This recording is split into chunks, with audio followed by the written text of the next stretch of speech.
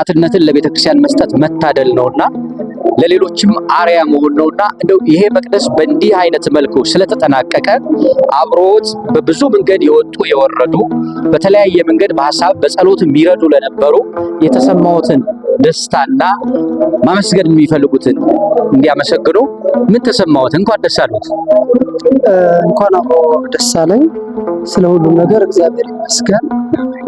እንግዲህ ይሄ ቦታ እግዚአብሔር የፈቀደው እግዚአብሔር ያስተካከለው ቦታ ነው።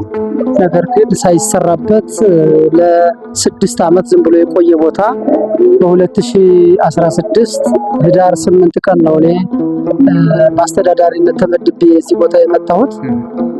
ሳገኘው እጅግ የሚያሳዝን እጅግ የሚያስለቅስ ሰንበት ትምህርት ቤቱም ደጀ ሰላሙም የካህናት ማረፊያም ባንድ ላይ ሆኖ ያገኘሁት ቦታ ነው። መውጫ መግቢያ የለውም። አውደ ምሕረት አልነበረው።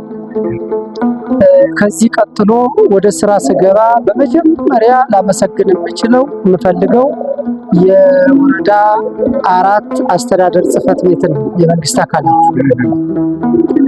ቀና አመራሮች፣ በሳል አመራሮች፣ ሁሉን እኩል የሚያዩ አመራሮች ስላዩት ቦታውን ከቤተክርስቲያኑ ችግር አንጻር ቤተክርስቲያኑን እንድንሰራ መልካም ፈቃዳቸው ሆኖ ስላገኘሁት ማለት ነው።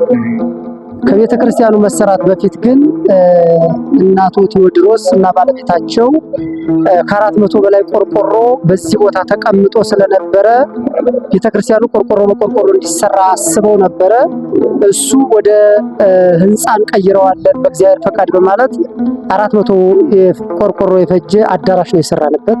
ጸበል ቤት ነው የሰራንበት። የቤተክርስቲያኑ ግርማ ሞገስና ቤተክርስቲያን የመሰለው በዚህ ልክ ነው። ከዚያ ተከትሎ